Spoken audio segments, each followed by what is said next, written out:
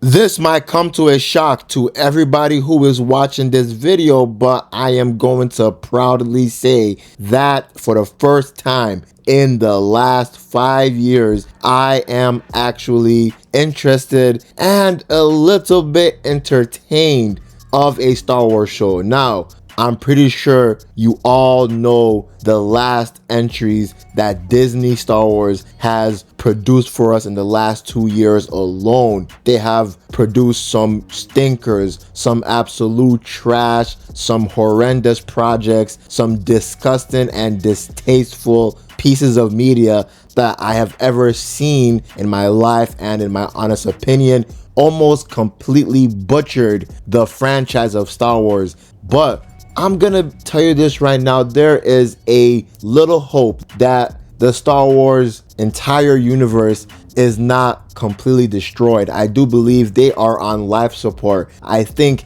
they are at their last 10%. Time's ticking until they officially go out of business because of so many trash projects and so many trash movies and TV shows that they produce.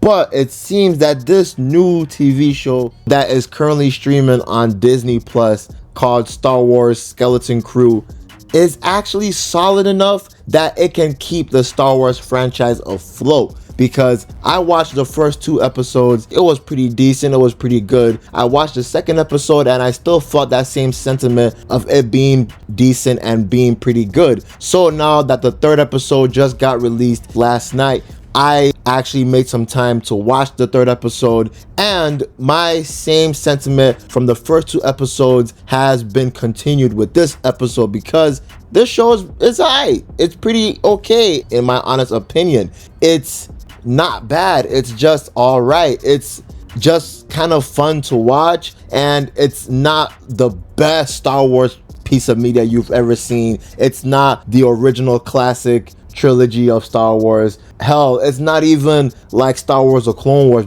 because Star Wars The Clone Wars is peak and it's a 10 out of 10 show. This show, it's still serviceable enough that it can keep you entertained as you watch, especially with how they actually handle the characters in this show and the little mystery of this entire show setting and the world that this entire show is built around and built upon. Because the episode 3 starts off with all of the crew, all of the gang, Wim, Fern, Neil, and basically the main characters of the show that are children, they are actually trapped off world because they escaped at Aden, and we saw that happening in the first 2 episodes. But they now meet this strange man who appears to be a Jedi at first. His name is Jod, and he actually convinces the kids that yes, he's a Jedi. And I actually like the character dynamics that they used for this entire episode, because since they are children, you are bound to have at least a couple of these kids be fooled and be naive enough to actually believe that yes, this is a real Jedi, because we see the main character Wim, he is actually fooled enough to think that this guy is a Jedi. But the thing is, Jod, he actually does some feats of strength and feats of power that can actually make you believe it's a Jedi, because one time when Jod, Wim, Fern, Neil, and KB were actually trying to sneak away from the prison, because Jod told these 4 kids that, you know what, I could have escaped this whole time, but since you guys say that you have a ship that we can actually escape this rock, we can escape this prison, I can actually just escape right now and we can just go to that ship. But when they were trying to escape, Jod, he now uses a force power that it's actually will be very convincing if you see it in person, because he notices that there were the troopers, there were the soldiers that were about to come around the corner, so he now stopped the kids from coming. And then another time he used his Jedi force powers to retrieve some items from some guards. And even when they actually first see him, he actually uses the force to grab an item in front of the kids. So they at first believe that he's a Jedi, even the soon-to-be doubters like KB and Fern. But as we now later see, Jod and the rest of the kids, they now eventually reach the ship that they need to escape this prison. But they all forget something. The kids forget that they are forgetting their droid, and their droid is SM-33, because when they were all captured, every single piece of cargo was captured as well, and you know, the droid SM-33 was captured. So they are trying to convince Jod to come back. They're trying to convince him that, hey, we can't leave without this droid. And they're starting to see that Jod, he's a little bit suspicious, especially KB. She's actually noticing that Jod, he's not really the person that he's saying that he is. So Jod, he's trying to keep up his charade of being this Jedi. He now actually agrees to go back and receive that droid. And when we now see Jod going back to the prison to actually disguise himself to receive the droid in the droid compound, we now see the first little glimpse of Jod not being who he says he is. Jod not having the characteristics of a typical Jedi, because when he's actually retrieving SM-33, we see Jod, he is now met with a prison guard that it seems that he knew this prison guard earlier in this timeline, because the prison guard and Jod were having a friendly conversation, and then Jod was telling him, hey, I have to leave. You gotta tell people that you haven't seen me though. But the prison guard was like, nah, you know, even though we had a good talk, I still have to report this to the security and to all the guards to basically rearrest you. So as this happened, you know, we're starting to see that Jod, he's having a sneakiness to him. He's having something that he is actually pretty evil or pretty mischievous, and he's planning something, you know, because he tells this prison guard before the prison guard called the police that, you know, shush, there is this big score that I've been waiting for, this big score that I have been finally dreaming for. So what is this big score he's talking about when he is basically transporting these kids? And we now see all the prison guards are coming to Jod, and it was pretty funny when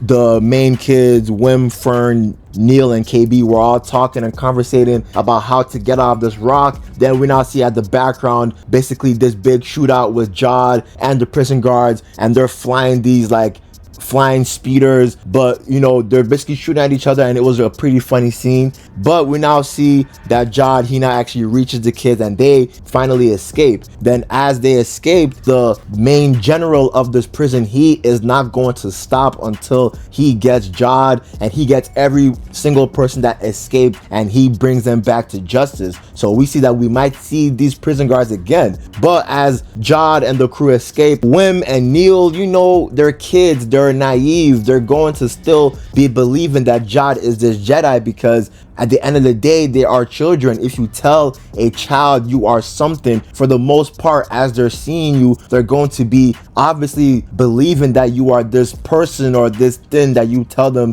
you are. But you also have some kids like Fern and KB being the smarter kids who are more aware of things, are more socially aware of things not adding up and things aren't believing to be, because when they're actually going over, okay, there's a possibility that Jod, he is just here for the money. What if what Jod is talking about is actually about money? What if he is just basically using us to get money? And I kind of like that dynamic, in my honest opinion. Like I said, this show is not the best show in the world, but the fact that they care about these little character builds, these little kind of conflicts that make sense if you actually come across this in the real world, or even in the Star Wars world, in any world, in my honest opinion. So we're seeing that Jod, he's actually a liar, and he's not who he makes himself to be. Even the droid SM-33, the droid does not believe who Jod is. The droid, he calls Jod Jedi in a conniving way and in a kind of sarcastic and disrespectful way. But Jod now eventually tells these kids that, look, I have this friend that can help us out, this friend that can help us out. When we go to her, she can find coordinates to your place at Aden, and she can help you guys go home, and I can go home, but we need each other, basically. So as they land on this planet is very cold, and at first you will actually question yourself, why is Jod landing on this planet so far to the location? And the kids as well are actually thinking that at the same time, because KB and Fern were asking Jod, yo, wait, why are you landing so far? It's as if you are trying not to be seen. It's as if you're trying not to be detected. But Wim and Neil are so naive that they're just saying that, oh, he knows what he's doing, he's a Jedi. They're still naive, but they now eventually reach the place. But before they reach the place, we see that the place that they're going to, the friend that Jod he's trying to see, is Kim. Now Kim, she is actually an old friend of Jod, but Jod actually warns the kids that, yo, she might backstab me or betray me. So they have a little history in this timeline, because even before Jod arrives, Kim, she has cameras and she's seen, oh my god, he is with children. What has he done right now? What has he done to them? This guy must have probably kidnapped them. Send all of the guards, send all of the police to arrest him now. This is messed up. So Kim still actually agrees to meet with Jod, but it's to actually stall them, because when they eventually come inside and Jod and Kim are talking as if they have been long friends and nothing's about to happen, Jod now explains their predicament that, yo, these kids, they're lost, they need to go home. Then when he now tells Kim about Aden, Kim is like, whoa, Aden? The reason why you can't go back to Aden is because there is no map for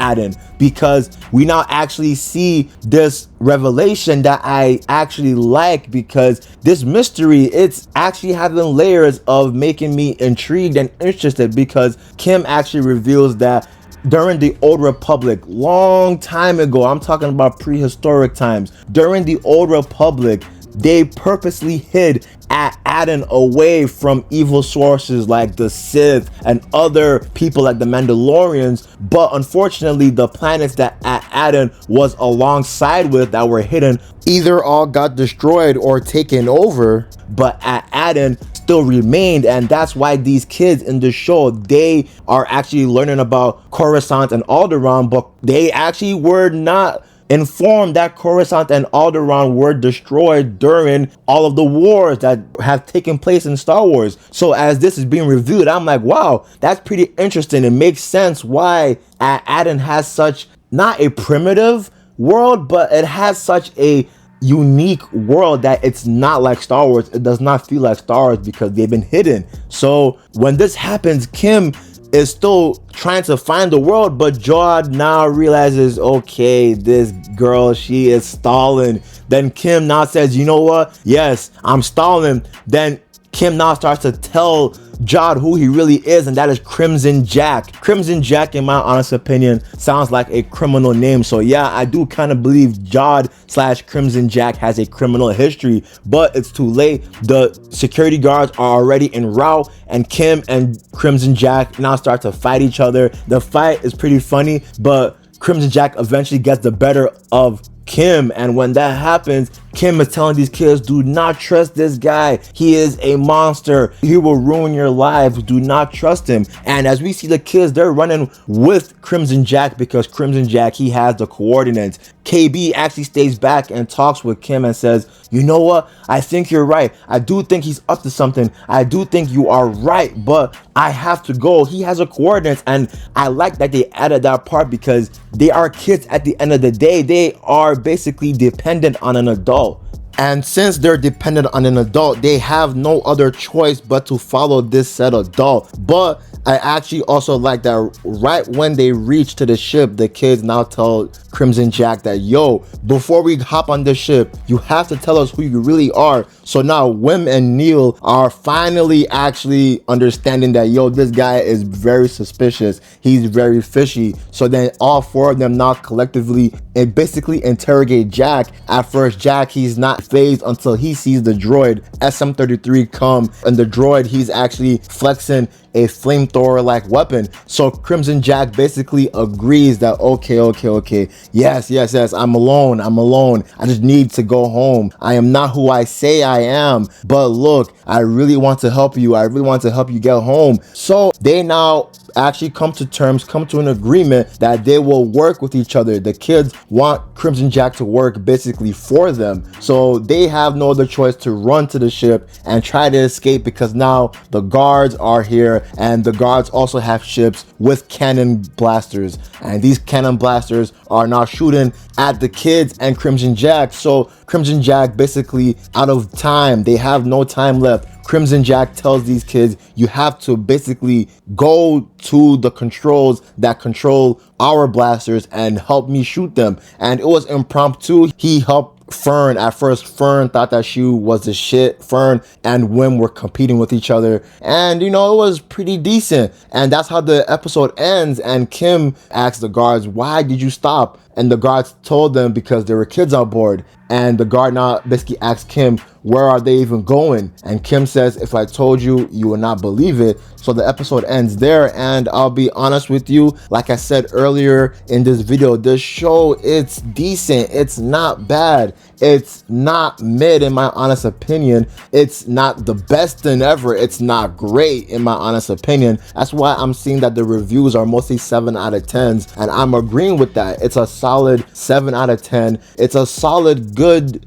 fun, solid show, in my honest opinion. If you can take the lens off of the prime Star Wars that you're seeing, and if you can also take the lens off of the trash Star Wars that we have been seeing, and you now actually blend them two together, you now get this show, because this show is not breathtaking. It's not out of this world as peak Star Wars like the Clone Wars TV shows or the first original trilogy that happened that created Star Wars basically into the mainstream.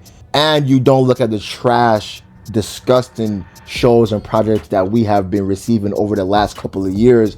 You now see this middle ground of this show. This show, it's serviceable, it's solid at the end of the day. And that's it. At the end of the video, man, what do you guys think of this show? I'm out. Peace.